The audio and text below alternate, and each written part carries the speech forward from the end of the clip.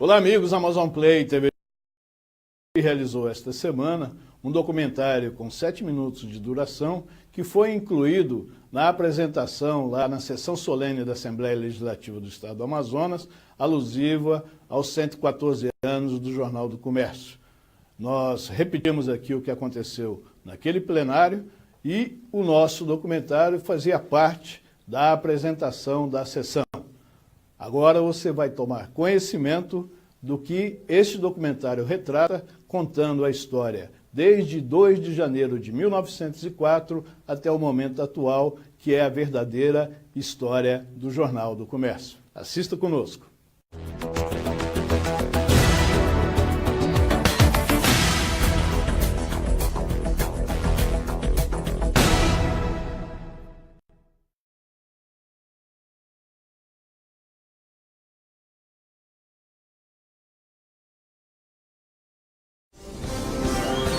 Todos os dias você encontra nas páginas do Jornal do Comércio as mais recentes informações de uma história que começou há 114 anos, mais precisamente no dia 2 de janeiro de 1904. No centro de Manaus está a Rua Rocha dos Santos, uma homenagem da cidade ao político e empresário fundador do Jornal do Comércio. Do telégrafo à fibra ótica, o Jornal do Comércio tem registrado a evolução da tecnologia, os movimentos sociais, os conflitos políticos ou armados internacionais que mudaram a história da humanidade. A defesa dos interesses políticos e econômicos do Amazonas é pedra angular do Jornal do Comércio. Seu fundador também era correspondente de importante jornal do eixo Rio-São Paulo. Já naquela época, sua coluna era um espelho das necessidades de um estado tão distante dos grandes centros brasileiros. Rocha dos Santos morreu antes do Jornal do Comércio completar 2 anos. Mas o tempo foi suficiente para imprimir uma filosofia de trabalho que permanece inabalável até os dias de hoje. Uma das primeiras edições do JC no ano de 1904 registra um Amazonas vivendo um momento áureo da exportação de borracha. O jornal trazia notícias em textos curtos, serviço de telegramas, notas estatísticas, poucas imagens e muitos anúncios. Anúncios que chamaram a atenção, sobretudo de comerciantes que atendiam o interior do estado. Outro destaque era sua atenção com a colônia portuguesa, o que podia ser justificado pela nacionalidade e pelos laços de amizade que seu fundador mantinha com a terra natal. O jornal destinava espaços informativos como as colunas Cartas de Portugal, Telegramas de Portugal e Notícias de Lisboa. Dentre os empresários que foram proprietários do Jornal do Comércio, destacam-se Vicente Reis, de 1907 a 1943. Vicente Reis modernizou o parque de equipamentos, importando modernos linotipos da Alemanha. Vicente apostou na capa como a vitrine do jornal, colocando notícias em destaque, assuntos comerciais, opiniões e informação do estrangeiro. Jornalista de renome nacional, Assis Chateaubriand, de 1943 até o ano de 1968, por ocasião de sua morte, mas permaneceu no Jornal do Comércio, ligado na cadeia dos Diários Associados até 1984. Como integrante de uma rede nacional de comunicação, o Jornal do Comércio angariou ainda mais prestígio por conta das coberturas nacionais e internacionais.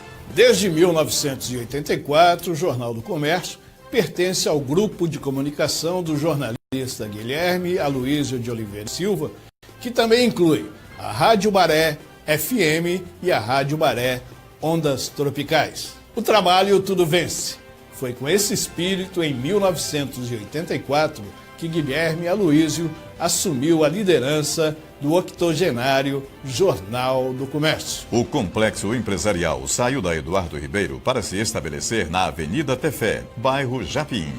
Sem esquecer as origens do jornalismo, Guilherme Aloísio decide trilhar pelo caminho da economia, oportunizado pela Zona Franca e pelo Polo Industrial de Manaus. Guilherme Aloísio conquistou a confiança e reconquistou o prestígio junto às lideranças políticas, empresariais, sociais e entidades de classe, estabelecendo parcerias duradouras. Estava estabelecido e ocupado definitivamente um novo nicho de mercado.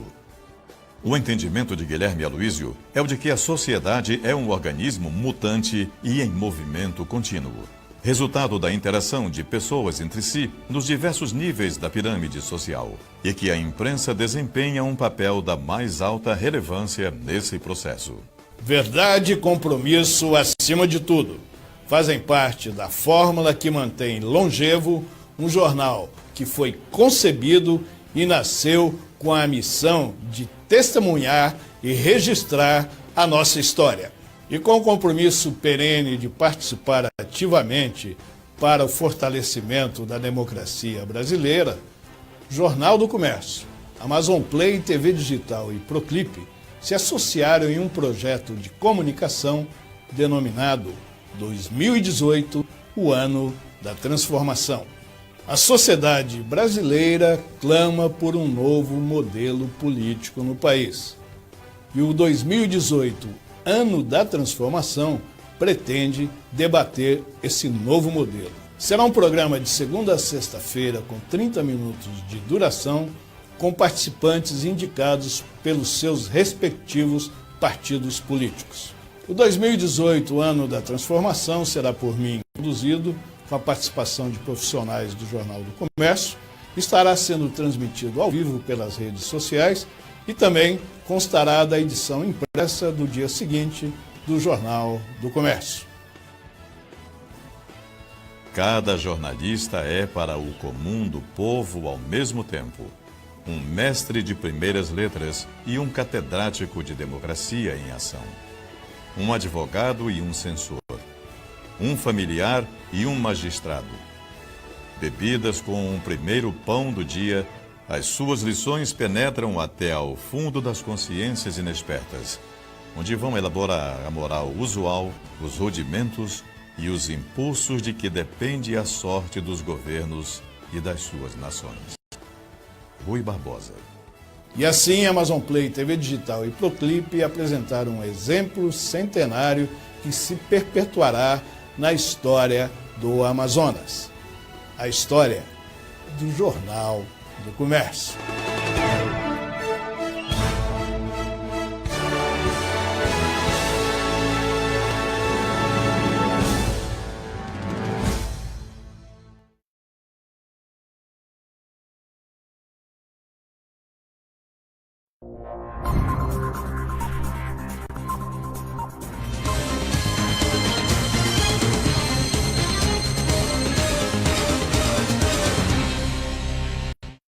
Olá, meus amigos, muito bom dia. Hoje, 15 de agosto, quarta-feira, estamos iniciando o plantão JC, Amazon Play, TV Digital e Rádio Baré Ondas Tropicais, direto aqui dos estúdios da Rádio Baré, na Avenida Tefé, aqui na sede do grupo Jornal do Comércio.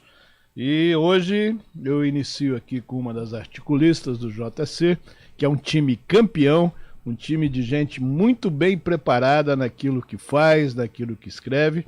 E eu recebo aqui a Paula Pedrosa, que já tem uma história longa aqui no JC, anteriormente o pai dela que escrevia aqui, não é isso, Paula? Verdade. Bom dia, Bom prazer dia. tê-la novamente aqui conosco. Prazer é meu.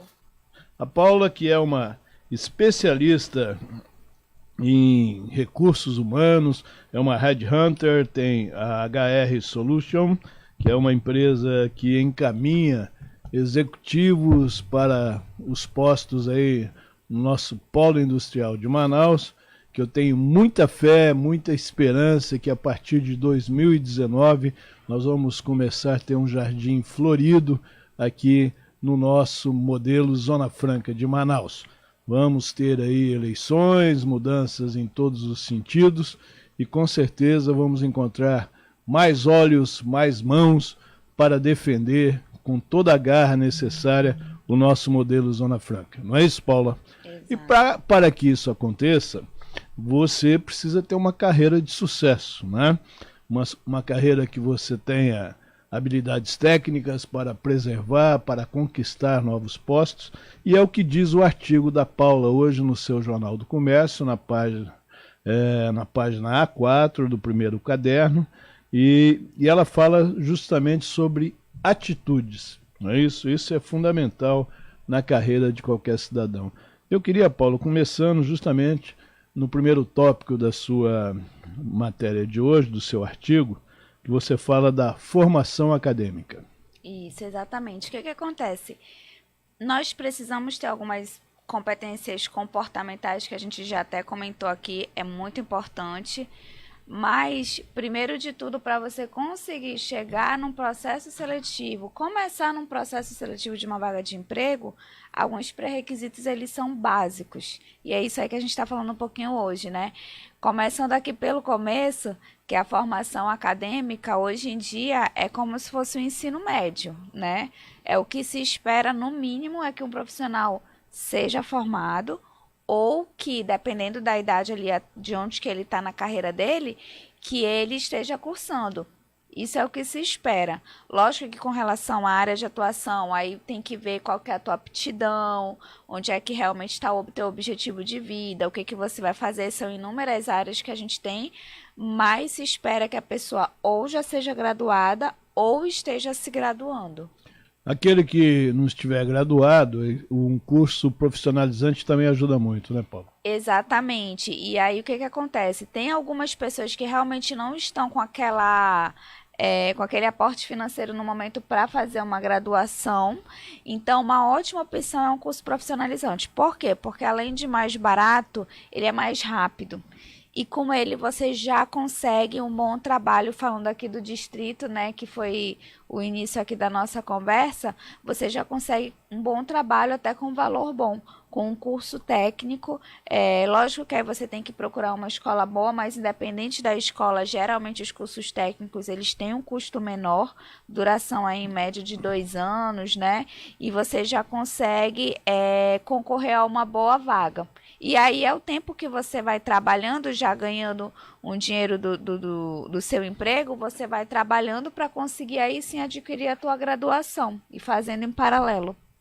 Um fator determinante, e isso o mercado de trabalho hoje, não só no polo industrial de Manaus, mas hoje toda a corporação, né, aquela de média para cima, ela está no mundo globalizado, então há necessidade do conhecimento dos seus auxiliares, dos seus colaboradores, também de uma outra língua. Normalmente é o inglês, que é a língua mais falada no mundo, e também isso é muito importante num processo de seleção, não é isso, Paulo? É verdade. Na verdade, até mesmo se a gente for falar de vagas técnicas, nós temos aqui algumas fábricas que pedem o inglês. Nós mesmos já fizemos diversas vagas, que eram, por exemplo, um técnico em eletrônica, um técnico de testes, mas que precisava de inglês.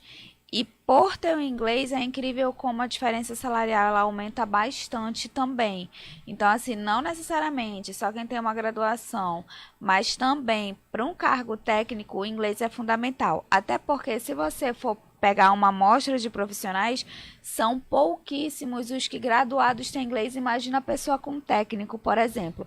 Então, ela com inglês vai ser um grande diferencial. Se a empresa de fato precisar, ela vai pagar o que for necessário para ter essa pessoa com inglês.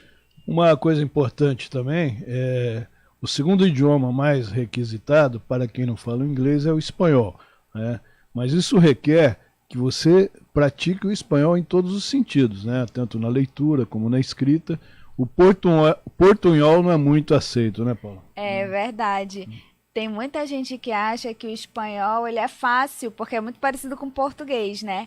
Mas, gente, na verdade, o espanhol ele é mais difícil do que o inglês, se você for estudar mesmo o idioma. A gramática ela é muito mais difícil e complexa, o inglês Até é muito mais fácil. que o português. Mais que o português. E fora que tem umas palavras, né, que você acha que é uma coisa totalmente o contrário. Né? Então, às vezes pode ser até constrangedor você achar que está falando uma coisa e está falando outra na verdade, né? Então, assim, se você for colocar, inclusive, no teu currículo que tem espanhol, por favor, tenha o espanhol e não o portunhol. E a mesma coisa para o inglês, porque hoje nos processos seletivos, se você está participando de uma vaga que requer o inglês, na primeira ligação de triagem, já vai ter provavelmente ali uma conversinha em inglês para ver se você fala. E se você falar, você vai iniciar no processo. Se você não falar, infelizmente, você pode ser o melhor profissional que for na área, ter a maior experiência, você não vai poder fazer nem parte do processo seletivo. Pois é. E agora, se a pessoa, né, Paula, tiver o MBA, né, eu acho que isso aí abre aí um canal de oportunidades bem amplo e, obviamente, com salários muito mais elevados. Exatamente. Como a gente falou, a graduação já é considerado um básico. Então, hoje o MBA e a pós-graduação é que está sendo diferencial de fato. Quando você for procurar um MBA, uma pós-graduação para fazer, é importante que seja realmente algo que você quer focar na sua carreira. Lembrando que a graduação ela tem um campo maior, muito embora você já tenha que escolher, já tenha que ter um direcionamento, mas o MBA ou a pós-graduação ela estreita mais ainda, ela afunila mais ainda. Então, eu vou dar aqui um exemplo. Se você fez uma faculdade de Direito, dentro do Direito a gente tem várias sub-áreas, e aí você quer se especializar, por exemplo, em Direito Tributário. Então, a sua pós-graduação vai ser em Direito Tributário. Agora, vamos lá. Se você está tendo que fazer uma opção por conta de situação financeira, eu preciso fazer um idioma, ou então eu preciso fazer um MBA, uma pós-graduação.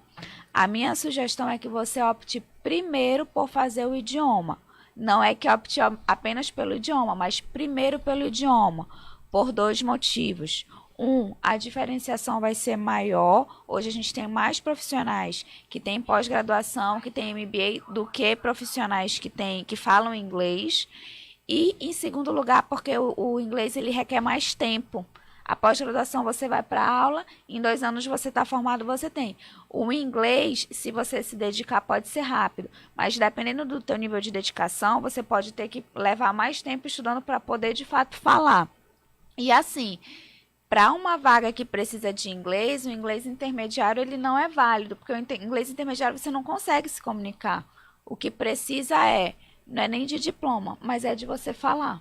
Tem a prática, né? A prática ajuda muito. Exatamente. O próximo tópico aqui da coluna hoje, do artigo da Paula Pedrosa, que é uma especialista em colocação e recolocação de executivos, principalmente nas empresas. Ela que tem a empresa HR Solution, ela é uma headhunter, então ela tem um expertise que já vem adquirido desde a época do seu pai, né, Paula? Isso Exato. Te ajudou muito também. O seu artigo de hoje serviu na sua carreira, não é isso? Com certeza. Pois é. E agora você toca aqui num assunto, num tópico importante, que é a experiência, né?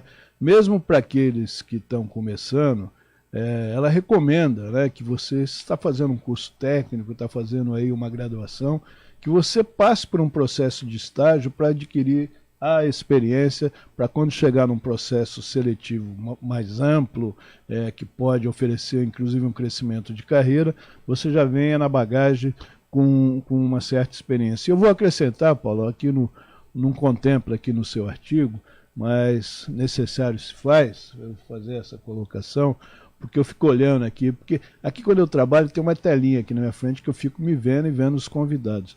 Então eu estou olhando agora para os meus cabelos brancos, né, que estão aí, está aqui bem exposto na minha frente. A Bia faz isso com maldade.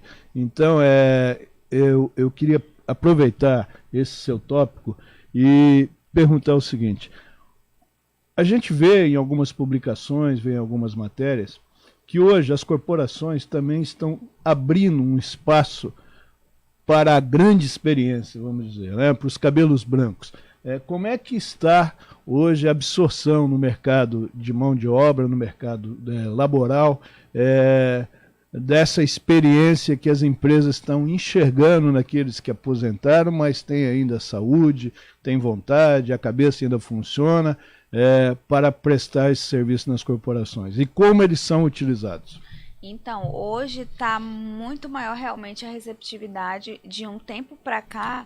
Na verdade, o que está acontecendo? Até se você olhar mesmo esse profissional como pessoa, se você pegar uns 10, 15 anos atrás, uma pessoa de 45, 50 anos, ela era considerada já velha para o mercado de trabalho. Talvez se você visse ali a idade no currículo, nem chamava mais para uma entrevista de emprego. Só que desses 15, 10 anos para cá, você olha para uma pessoa de 45, de 50 anos, ela é totalmente diferente, o perfil físico mesmo desse tempo atrás. Parece que realmente as pessoas elas estão conseguindo se manter mais joviais. Não sei se é por conta talvez de reeducação alimentar, de exercício físico, ou de tipo mesmo de qualidade de vida, mas isso está acontecendo. Então, você vê uma pessoa hoje de 50 anos que você não diz que ela tem 50 anos de forma alguma. E a gente acredita que isso ajudou a acontecer isso, a trazer de volta esse profissional nessa idade para o mercado de trabalho. Quantos anos você acha que eu tenho, Paulo? Eu não quero falar, não. Depois eu erro, não é verdade? Mas é novo, com certeza. Novíssimo. Sou do período da Revolução, Paulo, entendeu? 64 anos de idade, né? Então, para você ver. E hoje o mercado está muito aberto, de fato, por conta disso. Você vê que as pessoas, elas continuam joviais, elas continuam com energia, que hoje é o mais importante do que a idade. Hoje, quando a gente vai pegar, quando tem uma vaga nova que a gente vai verificar o perfil, que entra nessa questão de idade, o solicitante da vaga, ele fala assim, olha, geralmente a idade para mim ela é indiferente. Eu quero saber se a pessoa tem energia, se ela vai estar aqui, se ela vai fazer acontecer. Então, vai muito mais da tua avaliação com relação àquela pessoa do que da idade em si que ela tem. Então, se abriu demais. É lógico que ainda não são todas as empresas, ainda tem empresa que é mais... esse pensamento, Exatamente. Né? Tem empresa que é mais tradicional, que realmente tem aquela questão de idade tal, a idade tal, mas hoje está se abrindo muito isso. Pois é, recebendo aqui a Paula Pedrosa, no nosso plantão JC Amazon Play, aquilo que eu digo, veja aqui a experiência, o gabarito dessa articulista aqui do Jornal do Comércio, e junto com ela tem um time aqui de pessoas com grandes experiências nas suas respectivas áreas. É por isso, meu amigo, que eu te convido, venha fazer parte, faça parte da família JC. Você pode se tornar um parceiro sendo assinante das nossas edições, tanto impressa como se você for da sua preferência ter uma parceria conosco digital, no 21015500, que é o telefone que você vai falar com os nossos consultores. E tenha certeza, ao tomar seu café da manhã em casa, você, um assinante do impresso, você vai tomar o seu café acompanhado das melhores notícias na área econômica, na área de serviços e na área principalmente de negócios. Nós somos especialistas nisso, são 114 anos de excelentes serviços prestados ao Amazonas. Se você preferir o digital, enquanto toma o café, em vez de você ficar olhando o Zap Zap, você coloca lá no seu smartphone, lá, entra na página do JC, você vai ter sua senha, só você vai ter acesso, e já sai de casa devidamente informado sobre o que acontece no mundo econômico no Brasil, no mundo e principalmente aqui na nossa querida Manaus e o estado do Amazonas. Não é isso, Paula? Exato. Não é? Exato. Eu fiz meu comercial. Tá certo. E faço isso com o maior prazer, porque eu gosto que as pessoas sejam muito bem informadas. E nada melhor do que recomendar um padrão de jornal que é o nosso querido JC. Tem história, procure ler. Nós passamos aí antes da abertura um documentário que a gente produziu aqui pelos 114 anos, contando a história do Jornal do Comércio, que fez parte dos Diários Associados, que tinha o grande líder Assis Chateaubriand, que foi uma referência nacional do jornalismo brasileiro.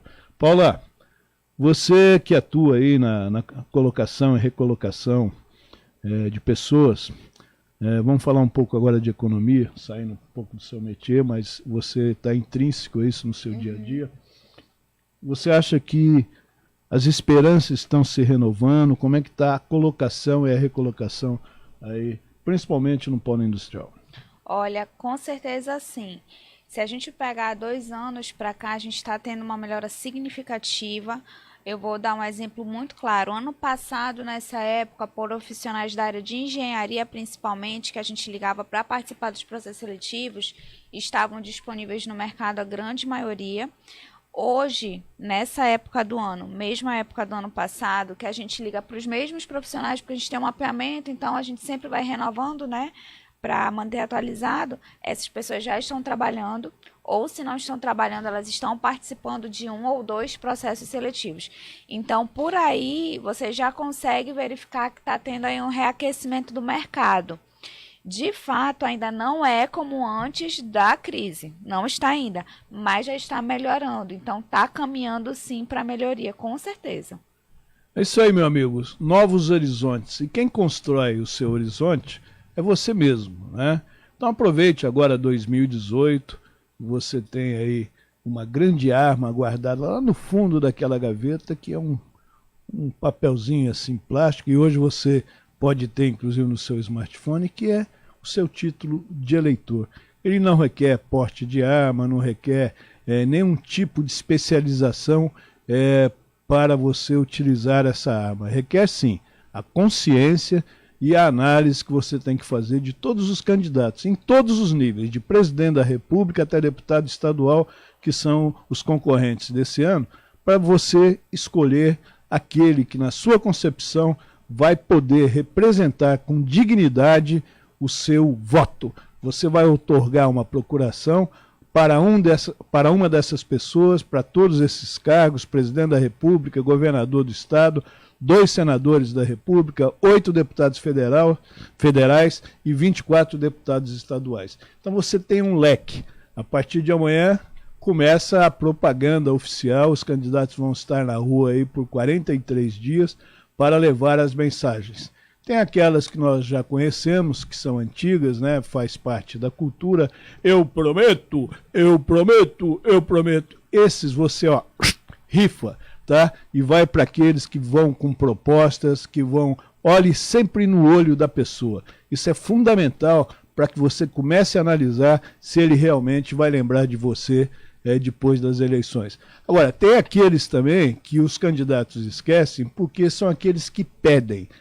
Eu te voto, te arrumo tantos votos se você me der isso. Com certeza você vai ser o esquecido dele, vai ser o esquecido de todas as políticas para você, sua família e sua região. Então, meu amigo, cuidado e comece a pensar, porque amanhã começa. Amanhã está todo mundo na rua aí levando seu trabalho, suas proposituras e suas promessas. Acredite, se quiser. Dê meu recado. Tá certo. Tá certo? Tá certo. Você, como cidadã, eu tenho certeza que você é uma cidadã responsável, também compartilha desse nosso pensamento. Com certeza. E vai justamente no seu meio, com seus amigos, sua família, vai procurar levar essa mensagem de conscientização que é fundamental. Com certeza. Paula, semana que vem te espero aqui. Perfeito. Com mais um artigo sobre a colocação, sobre o mercado de colocação e recolocação profissional. Essa é uma das grandes experientes profissionais aqui do nosso Amazonas. Ela traz isso no DNA e eu tenho certeza que a semana que vem mais notícias boas, ok? Amém. Ok, se Deus muito quiser. obrigado, gente. Paulinha. Hoje eu não a chamei de Vera, né? Porque eu não sei porquê. Eu de vez em quando eu chamo a Paula de Vera. E eu vou dar um time aqui, a gente vai com um comercialzinho aí. E daqui a pouco eu volto, eu e Fred Novaes, para comentar as notícias e as matérias do nosso Jornal do Comércio, hoje, 15 de agosto, quarta-feira, aqui no Amazonas. Até já. Manaus tem a tradição de receber bem seus turistas. Assim como a 20 Hotel, com uma localização privilegiada, a poucos metros do maior shopping da cidade e amplo espaço para eventos empresariais e social, o da 20 Hotel é sinônimo de conforto e bons serviços. Em Manaus, hospede-se no da 20 Hotel.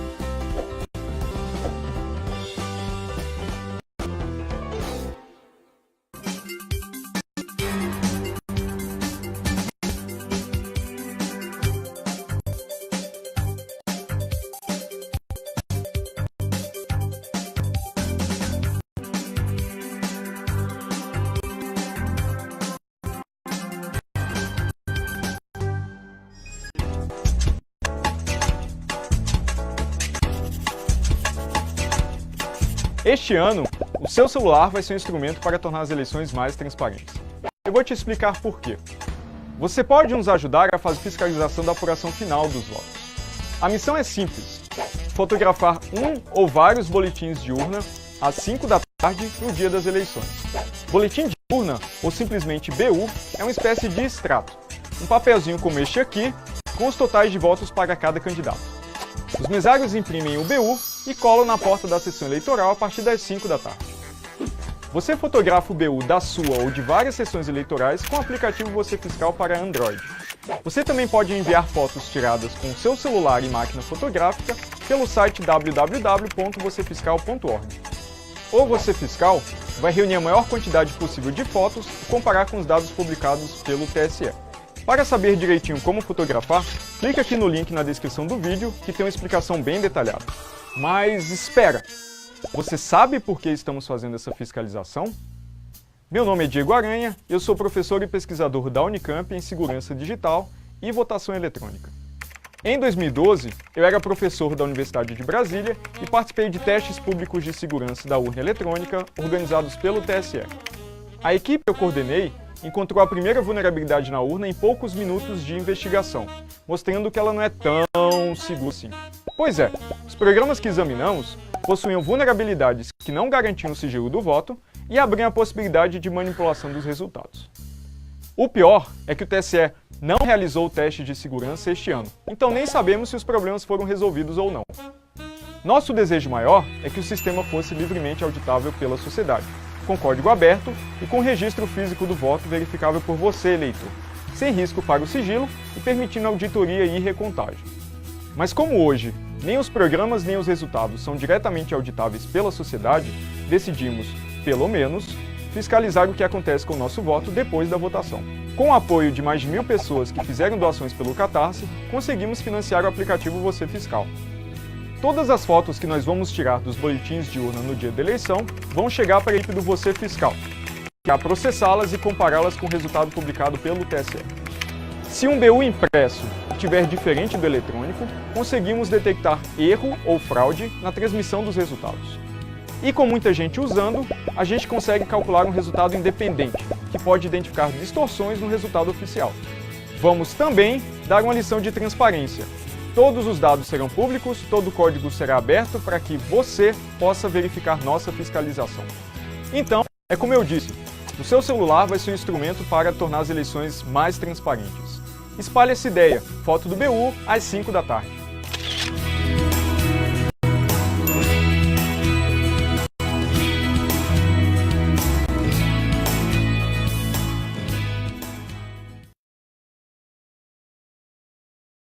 Na infância, aprendemos o que é certo e errado, que água e óleo não se misturam.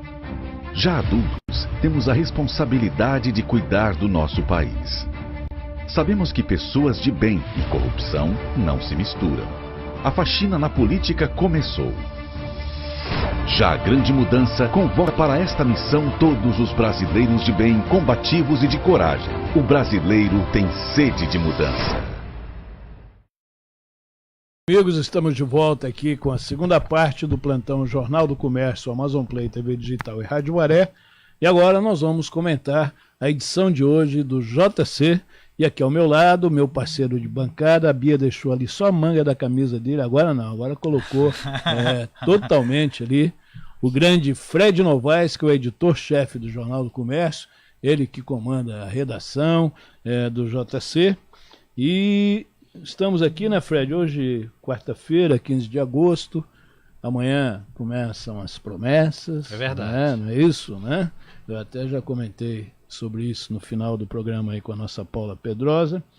Mas, hoje a manchete diz o seguinte: Zona Franca de Manaus busca antídoto contra a reforma tributária. Não é isso?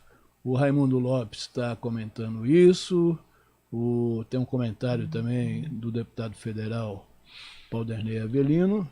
E qual é a grande ameaça que nós temos aí agora, Fred, hoje, quarta-feira?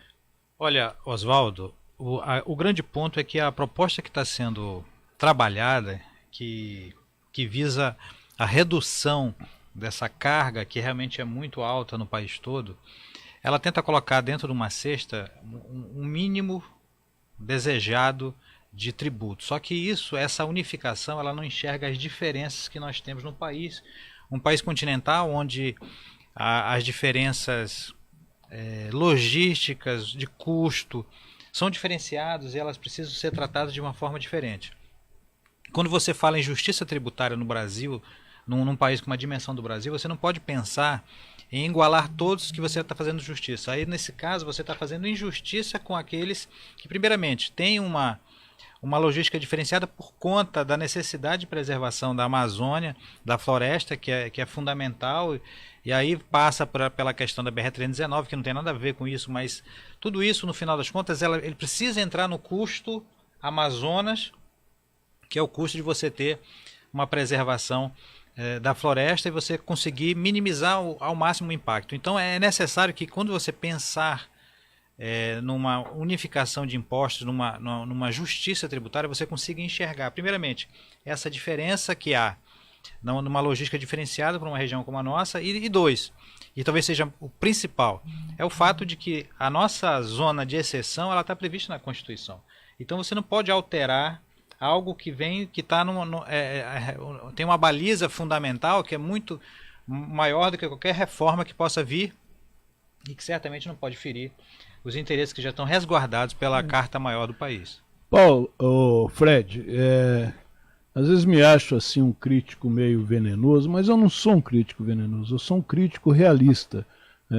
Eu cada vez mais me convenço que alguns setores lá de Brasília, dos órgãos executivos do governo federal, eles não se dão ao trabalho de ler aquilo que todo cidadão deveria conhecer, que é a nossa Carta Magna, a Constituição Brasileira.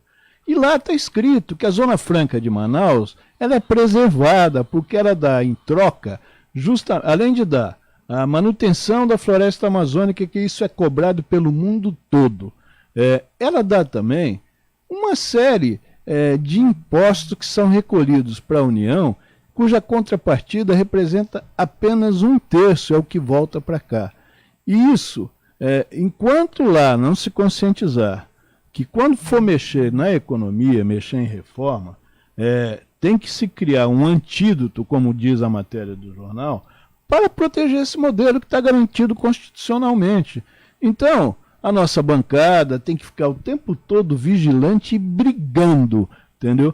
Para que os nossos direitos não sejam feridos, como foi ferido com o problema do concentrado. E é interessante até essa metáfora do antídoto, porque para o antídoto você tem um veneno, e há muito veneno contra a Zona Franca de Manaus sendo tramado aí pelos fármacos que estão em Brasília, sei lá, em Brasília, em São Paulo, tratando aí de envenenar muitas vezes a consciência da população brasileira contra um modelo que é um modelo de sucesso reconhecido globalmente e de uma importância que extrapola até mesmo a questão econômica, que avança sobre a questão ambiental e o reconhecimento realmente global dessa magnitude do trabalho que foi conseguido a partir do desenvolvimento da indústria aqui no Polo Industrial de Manaus, que conseguiu efetivamente possibilitar a preservação da floresta amazônica.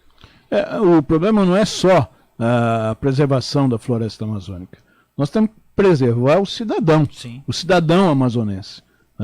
O Estado do Amazonas faz parte da República Federativa do Brasil e tem aqui as suas exceções justamente por causa dos olhos da cobiça estrangeira sobre a Amazônia.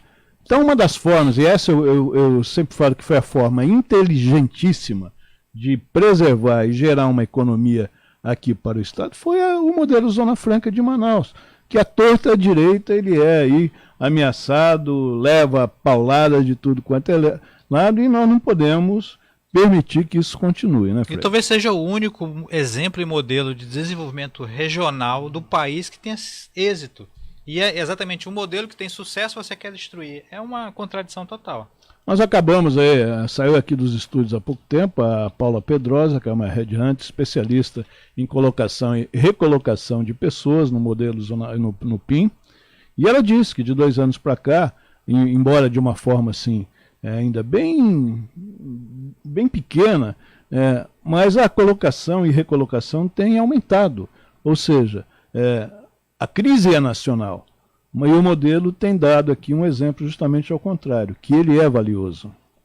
É isso? Certamente, esse reconhecimento extrapola inclusive as fronteiras nacionais. O mundo reconhece a importância, as empresas sabem da importância que hoje o Polo Industrial de Manaus tem para as indústrias na perspectiva global. E hoje o programa 2018, Ano da Transformação, vai receber um desses defensores do modelo Zona Franca, ele que é um parlamentar que atua muito voltado para a defesa do PIN, que é o deputado federal Paulderney Avelino, que vem aqui no programa hoje conversar conosco, inclusive sobre este assunto, ele que encabeça lá como um defensor constante dessas ameaças que ocorrem lá na Câmara dos Deputados. Exatamente, inclusive o Paulderney apresentou, que a gente está falando de antídoto, exatamente ele buscou apresentar um antídoto contra esse veneno aí da reforma tributária, apresentando uma emenda à proposta do relator, o deputado federal Luiz Carlos Rauli, exatamente permitindo, porque com essa mudança o que vai afetar principalmente a questão da cobrança do ICMS. Uma vez se você mudar a cobrança, de vez de ser na saída, você for cobrar lá na ponta, aí realmente a Zona Franca, já que a gente produz, mas a gente não vende, a gente vai ser diretamente afetado sobre isso. E a ideia dele é exatamente essa: conceder crédito tanto na entrada quanto na saída para os produtos que são originados de outros estados. Isso aí, a competitividade ficaria relativa com isso. Exatamente, seria uma maneira de equacionar essa mudança que se passar da forma como foi proposta, realmente vai ser drástico aqui, porque o ICMS é um incentivo importante dentro da cesta de incentivos que aqui são oferecidos aos investidores. Então, hoje às 16 horas, no programa 2018, Ano da Transformação, a presença aqui do deputado federal Paulderney Avelino, que também concorre aí no pleito de 2018 para continuar lá na Câmara dos Deputados defendendo o modelo Zona Franca de Manaus. Vamos para a próxima aí, Bia.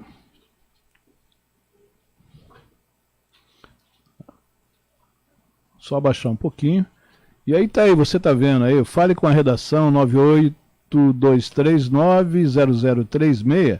Você pode falar com a redação do Jornal do Comércio, que esse telefone você sugere pautas, você informa sobre o que está acontecendo na cidade, e a equipe comandada aí pelo Fred Novaes toma as devidas providências para ampliar esse seu reclamo através desse... Abaixa um pouquinho, Bia, só para mim repetir, por favor, o telefone aí da redação, 982390036.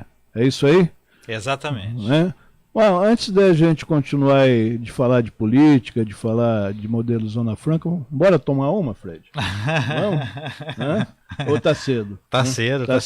Mas vamos falar aí volta aí, Bia, das cervejas artesanais que expandem no mercado, que está no setor de negócio da edição de hoje do JC. Olha, exatamente, a gente tem aí um exemplo de empreendedor que está diversificando e está ganhando espaço. A gente percebe um crescimento aí da cervejaria Rio Negro, com o lançamento de 2 novas cervejas, já preparando uma terceira dentro do seu portfólio de cervejas artesanais, e que vem ganhando adeptos. Para quem gosta, realmente é uma chance tanto de você conseguir sabores diferenciados e com o toque amazônico, que certamente eu te confesso que eu nunca provei, até porque eu não bebo cerveja, mas nada contra, mas é uma questão mesmo de saúde. De preferência etílica. Exatamente, eu tenho um pouco de azia, eu não posso beber bebida fermentada, mas para quem conhece, dizem que realmente é muito boa, e a gente percebe o crescimento não se dá à toa, né? E é importante reconhecer esses empreendedores locais que conseguem aí vencer gigantes do mercado, e como diz no amazonês, né, comendo pelas beiradas, você vai conseguindo espaço. Eu também não sou cervejeiro, mas eu gosto de tomar sempre a primeira tulipa, né?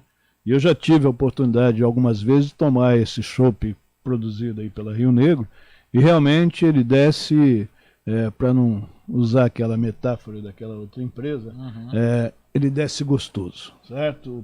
Então, E eu acho que nós temos a obrigação de valorizar aqueles que acreditam e investem aqui no modelo. E esse aqui está um exemplo claro. Eu não conheço as instalações, eu tenho alguns amigos que conhecem, já me chamaram algumas vezes para visitar lá, porque realmente é um modelo de instalação dessa produção aí da cervejaria Rio Negro.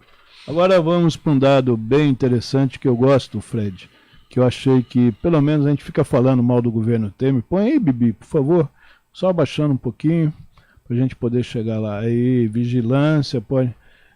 Eu acho que a gente fica falando, mas às vezes fala mal, mas a gente tem que repercutir as coisas boas. Porque eu me senti ontem protegido com essa sanção que o presidente Temer fez de dados da pessoa. Ele sancionou a lei de proteção de dados sem órgão regulador. Acho isso muito importante, já que a nossa privacidade é cada vez mais invadida aí, por setores visíveis e invisíveis da sociedade mundial. Olha, certamente, isso aí é uma medida que coloca o país no patamar de um país de nível daqueles que estão realmente acima da média e buscando realmente o entendimento que hoje o mundo digital, a gente tem, na verdade, um universo, né? A gente vive num mundo paralelo, digitalmente, às vezes as pessoas nem observam isso, que nós temos outra vida, né? Nós somos avatares em uma outra dimensão, uma dimensão digital. E muitas vezes a gente não dá a devida importância, você vai preenchendo cadastros em serviços e muitas vezes você coloca dados ali que você não sabe nem para que e de que forma são usados. Então realmente é importante o país estar atento para isso, e eu também acho interessante você não ter estabelecida a criação de mais um órgão regulador, porque muitas vezes... Mais um cabide de emprego. Exatamente. Que você não sabe nem o que fazer, nem como fazer, e às vezes não tem nem como estruturar e acaba virando aquilo que você falou, um cabide de emprego, aumentar a máquina. Então eu acredito que foi muito bem colocado tanto a sanção como também o veto à criação do órgão. Do Conselho, né? Exatamente. Vamos lá, Bibi. Continua aí. Olha só. Eu não li a matéria, Fred, mas você conhece tudo. E diz o seguinte, que no serviço público, mais de 200 empregados públicos são transferidos. Ela é uma matéria positiva ou como é que ou o pessoal não está aceitando a transferência?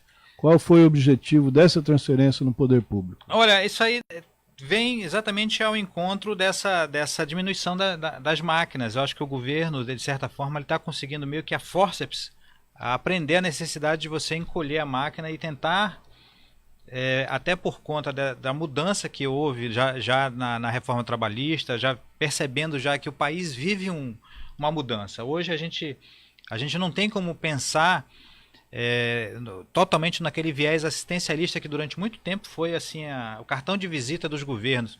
Apesar de que ainda continua muito, mas medidas como essa mostram que há uma tendência a se diminuir isso e tentar realmente otimizar o aproveitamento aí de servidores, o aproveitamento também dos recursos públicos. A robótica pelo menos nos países desenvolvedores de tecnologia, eles estão cada vez mais acreditando nessa ferramenta, né, Fred? Exatamente. E essa aí é uma tendência que não tem como parar. Mas a gente tem que lembrar que para o robô funcionar, alguém tem que apertar o botão. E para apertar o botão, ele precisa ter conhecimento de como funciona aquela máquina. Então, o ser humano nunca vai deixar, nunca será totalmente substituído pelas máquinas. Vamos lá, Bibi? O que temos aí mais? Esse da esquerda aí. O seminário, né? O serviço.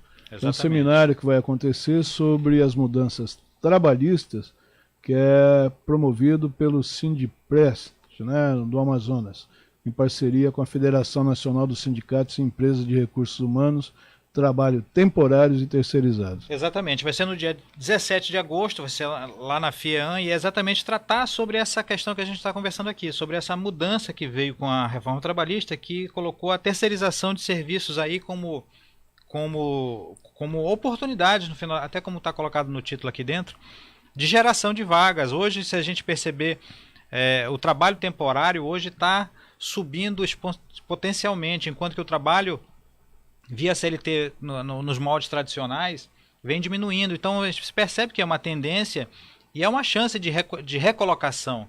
Eu acredito que é preciso você pensar em modelos que facilitem a recolocação em primeiro lugar, para depois se pensar em conseguir outras conquistas. Eu acho que o primeiro passo é você conseguir estar dentro do negócio, depois você mostrar serviço e você vai vendo que as oportunidades vão surgindo.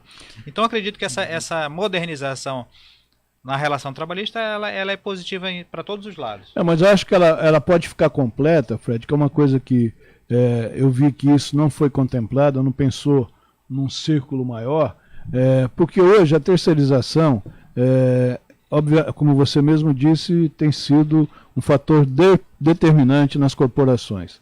Agora, ficou para o ano que vem a reforma da Previdência, não é isso? Que o novo Congresso Nacional vai ter que resolver esse assunto. O país precisa que isso seja resolvido, mas eu gostaria de ver lá na reforma da Previdência alguma coisa que contemplasse essa nova relação de trabalho, especificamente. Como é que o cidadão, o prestador de serviço, ele vai se proteger para uma aposentadoria no futuro, quando ele passar a ter essa opção de relação de trabalho? Exatamente. Tem muitos pontos em abertos aí que precisam ser tratados. Eu acredito que também, no caso específico do trabalhador, acho que é fundamental tentar fugir desse viés assistencialista e buscar na iniciativa privada, até mesmo a previdência privada, outros planos. Eu acredito que hoje o trabalhador ele tem que se ver mais como um investidor, ele tem que se ver mais como um empreendedor de carreira, da sua própria carreira, do que alguém que fica esperando que alguém faça por você o trabalho que você deve fazer de planejar o seu futuro. Obviamente que isso, dentro dessa nova visão, que é uma visão global, você é um participante do desenvolvimento daquela corporação que você trabalha, né? O famoso vestir a camisa para que essa corporação cresça e, obviamente, a sua microempresa comece a se tornar uma média e quem sabe, uma grande empresa no futuro. É uma questão de tempo, né? Tudo na vida leva seu tempo, tudo tem seu tempo. Eu demorei 50 e poucos anos para meus cabelos brancos aparecerem, né, Fred? Os seus ainda estão bem protegidos aí, né? Vamos lá, Bibi, o que temos mais aí? Olha só, tem grana entrando aí do Fundo de Garantia.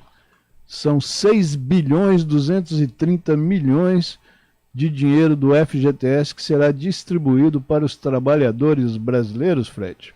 Exatamente. É um rendimento extra pelo lucro que o fundo obteve, né, no ano passado, que vai ser repartido aí pela... Mas é pouca coisa no bolso de cada um. Aqui está dizendo que o rendimento extra representa R$ 38 para cada uma das 258 milhões de contas.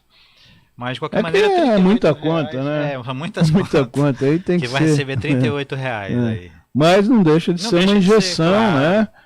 Na economia, numa forma geral, que isso vai ajudar o orçamento também daquelas pessoas que ganham o mínimo, né?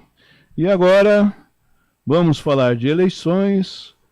Amanhã começa o grande dia.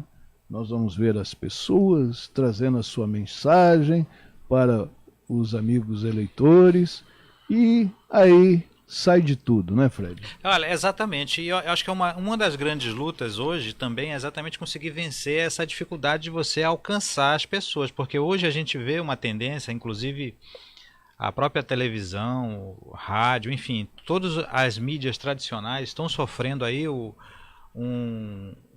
vamos dizer assim, sofrendo os efeitos de uma tendência que é você ter conteúdo sobre demanda, você acessar conteúdo sobre demanda. Então, anteriormente você muitas vezes ficava refém de determinada programação que incluía a propaganda eleitoral gratuita na televisão.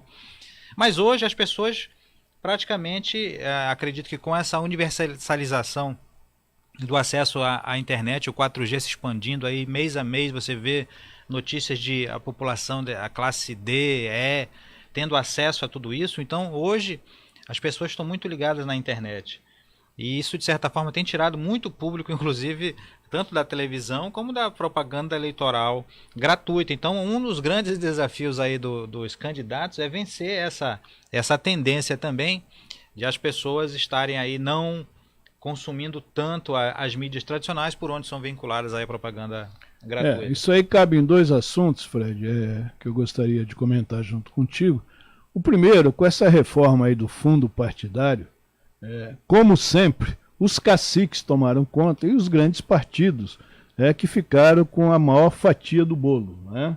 Os pequenos partidos que estão recebendo aí valores bem pequenos, não é isso? E isso, obviamente, que atrapalha o surgimento de novas lideranças, porque esses novos partidos, a maioria deles, são comandados por família, que fazem disso um meio de vida, e a concentração nos grandes partidos sempre tem aqueles cabeças, né, que estão há muito tempo aí na política e que dominam lá, têm o seu domínio sobre a legenda partidária, não permitindo que o cidadão, inclusive, tenha acesso às ideologias. Isso está totalmente descartado, porque ninguém sabe mais qual é a ideologia política de determinado partido. Porque se tiver escrito lá, eles também não seguem. Então não adianta nada ter isso. E outro assunto, Fred, que eu queria abordar, Bia, dá para a página 4 aí, tá fácil de colocar aí, por favor? A 4, a Bibi vai... já achou aí. Então vamos ver aí. Hoje tem um artigo de um articulista aqui do JC, o Jonas Gomes, que é um professor universitário muito respeitado, que é o desempenho legislativo dos deputados federais. Ele faz uma análise nacional e, obviamente, que atinge aqui a bancada amazonense. Então, se der para aumentar um pouquinho aí, eu vou passar para o Fred. O Fred já conhece o artigo do Jonas. O Jonas tem feito esse trabalho de cidadão, né? Ele tem pesquisado muito e tem trazido a informação bem precisa em cima das pesquisas que ele tem realizado, Fred. Eu queria que você comentasse sobre isso. Olha, exatamente. O Jonas Gomes, que é um articulista aqui do JC, ele é doutor em engenharia e professor da UFAM. Ele gosta muito de dar os seus pitacos na área política e para isso, para não ficar no discurso vazio, ele tem se debruçado aí sobre os números das casas legislativas, buscando informações exatamente dentro daqueles links da transparência dessas casas. E muitas vezes, quando não tem essa informação, ele aciona aí as próprias casas legislativas e busca as informações extras. Então, realmente é um trabalho que ele está se debruçando, até porque ele tem o interesse de lançar um conteúdo, talvez, um livro, algo sobre esse tema. Então, realmente, ele está se dedicando a isso, e o Jornal do Comércio e os leitores estão sendo também agraciados aí com esse trabalho, com esse levantamento dele, que não é um levantamento fácil, que você precisa tratar aí com números. E então, a partir disso, ele trabalhou o conceito de produtividade em cima daquilo que está sendo feito nas casas legislativas aí de Brasília, do Congresso Nacional, vendo, na verdade, o que se gasta por cada parlamentar e o que cada um faz. Então ele pega números de propostas, de proposituras, de projetos de lei e avalia dentro de um critério que ele estabeleceu para ver se os parlamentares estão sendo produtivos para aquilo que eles estão sendo pagos para ser. E esses números mostram algumas coisas, né, como um baixo número por exemplo, de projetos de leis aprovados, por exemplo, até na nossa bancada aqui, um número muito pequeno de projetos que foram realmente efetivados aí. Então, se você pensar que um critério para um parlamentar ser produtivo é a apresentação de projetos, então nós estamos mal representados, né, nesse ponto de vista. Se a gente considerar, eu vi esse artigo e li, considerado o número de parlamentares que são avaliados, até que a colocação dos parlamentares aqui do Amazonas, não todos, obviamente, nós estamos aí numa classificação até que, vamos chamar assim... intermediária. Intermediária, até em função da nossa representatividade, que é pequena, né? São apenas 8 deputados. Se comparar aí com os estados da região sudeste, nós somos muito pequenos em relação a isso. Obviamente que precisa melhorar, né? Sempre, né? Isso faz parte do exercício da vida. Nós temos cada vez mais melhorar nossas atuações. Mas inclusive, desculpa, Oswaldo, mas um número que chamou a atenção aqui, porque no total de proposições, que inclui tudo, a apresentação de projeto de lei, requerimento, etc., né? O que chama a atenção o deputado Silas Câmara, que apresentou, é o terceiro lugar no total de proposituras, com 1.682 proposituras. E quantos se tornaram projeto? Está aqui mais na frente. Pois aí muitos poucos, acho que foram um só, se não me engano, não tenho certeza. Não, precisa ver o conteúdo dessa propositura também. Né? Isso é importante, que é um acesso que é mais difícil, é um outro tipo de pesquisa que tem que ser feito, que às vezes é uma propositura de põe o nome da sala, não sei do que, isso aí não traz benefício a uma coletividade. Tem outra questão também importante de você, eu não tenho certeza se está ferido aqui, por exemplo, a questão como que o Paulo Darney está fazendo com relação à reforma tributária, a apresentação de emendas. E esse é um trabalho importante, de você fazer correção de rotas, de projetos de lei que são danosos, no caso, para a região que o deputado representa.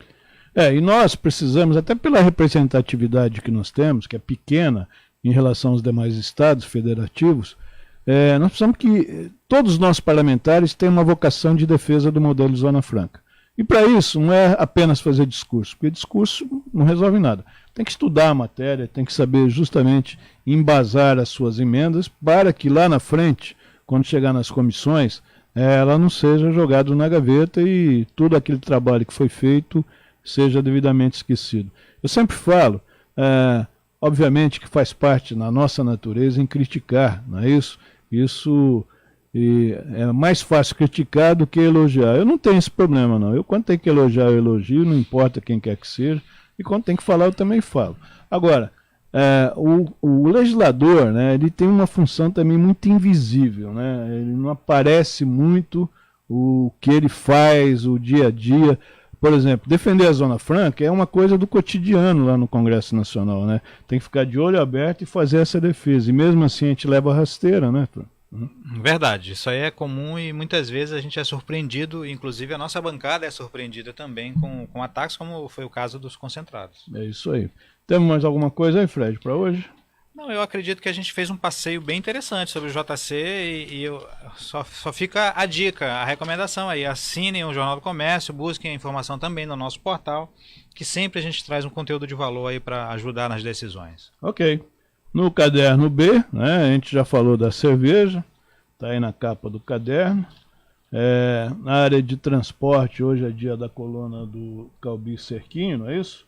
Exato. Ele traz aí a informação aí da espera da reativação da faixa azul. Agora, tomara que não, né? Tomara que sim. Eu vou discordar de você. Pode discordar. Tomara que sim, que venha faixa azul, verde, amarela, entendeu? Mas que venham transporte público digno para o cidadão. Aí sim. Né? Que os ônibus, né? Que essa... Eu não consigo entender esse jogo de empurra, é o sindicato, é o dono da empresa, é a prefeitura, tá? Que respeite o que está nos contratos para essas empresas trabalharem. Coloquem ônibus com ar-condicionado, que é uma promessa há 2 anos que vem, então cada 3 anos eles trazem 1 ou 2 ônibus, e coloquem, obviamente, todos os ônibus na modernidade, com a sua porta do lado esquerdo, para que a faixa azul tenha a eficácia necessária, melhore o trânsito para os ocupantes, para aqueles usuários do serviço público, né, de transporte coletivo, que é um direito e um dever, um direito do cidadão e um dever do Estado, né, em oferecer isso. Uhum. Agora, às vezes eu fico pensando que o Estado não tem força para cobrar esse cidadão aí, que está aí... Agora, Oswaldo, na questão da faixa azul, eu também reconheço que realmente o transporte público precisa ser melhorado, otimizado e precisa ser uma opção para o trabalhador, enfim, para qualquer pessoa que necessite se deslocar na cidade. Mas o que eu questiono com relação especificamente sobre a faixa azul é que é uma questão de a gente observar o trânsito. Hoje, quando estava funcionando a faixa azul, a gente via desses ônibus que são articulados, né, os que têm a abertura do lado esquerdo, para o passageiro, para o embarque de passageiros, era menor do que a quantidade de ônibus que a gente tinha, que andava à direita, ocupando também a faixa dos carros de passeio, dos carros leves. Então, eu acredito porque não tem o ônibus preparado para andar na faixa então azul. Não dá para você pensar, botar as coisas na frente da outra. Enquanto você não tiver o número de ônibus suficiente para atender nessa linha da faixa azul, que seja maior até do que o que tem, porque senão a gente fica num conflito ali, aí acaba que a faixa azul ela vira um território de preferências, né, de benefícios para alguns, porque no caso os taxistas tinham a liberdade de usar a faixa azul e já os outros Usuários comuns não podiam. Enfim, é a questão de ajustes que são necessários para a gente evitar privilégios e a gente evitar problemas que são danosos, e o trânsito certamente é um dos grandes problemas das cidades brasileiras. Para a gente encerrar hoje o trabalho, na mesma página aí na B10, onde o Calbi traz uma coluna sobre transporte, trânsito e companhia, lá embaixo tem um artigo, vamos lá, Bia, lá no finalzinho, por favor. Aí, um artigo do meu amigo Pedro Carvalho, um técnico que tem uma experiência muito grande sobre o problema do transporte urbano aqui em Manaus, um técnico que deve ser respeitado, foi durante muitos anos presidente lá do SMTU, e ele escreve aqui que o estado econômico do transporte coletivo urbano por ônibus. Ele diz que perderam aí entre 2012 e 2017, o ônibus convencional dá uma perda constante de passagens inteiras por mês. Ele fala justamente que o normal seria o inverso, né? O crescimento e não a desaceleração. Acho que isso leva a vários motivos, né? Isso diz que nós estamos perdendo falta da qualidade do transporte. Então, a pessoa vai de carro, vai com alguém, faz aquela lotação e isso realmente vai diminuindo. E ele segue pelo assunto, nesse seu artigo, que eu acho que as pessoas deveriam ler e para entender um pouco mais o que este grande técnico aí do sistema de mobilidade tem a dizer aos nossos amigos. Fred, chegamos aí, amanhã quinta-feira. Né? Vamos à luta. Hoje às 16 horas é o programa hoje. É isso, meninas? Tá, 16 horas a gente volta aí recebendo o deputado federal Paulderney Avelino no programa 2018, Ano da Transformação, que ele vem aqui, justamente nós vamos explorar bastante sobre esse trabalho de defesa do modelo Zona Franca, no qual ele é um grande especialista, e ele também vai apresentar aí suas intenções para continuar com esse mandato de deputado federal aqui pelo estado do Amazonas. Muito obrigado, um abraço amigo Fred, sempre juntos aqui. Hoje ele que está de azul, aqui com as cores da Rádio Baré, e eu volto mais tarde, eu e Fred, para falar com o deputado Paulderney às 16 horas. Obrigado e até mais.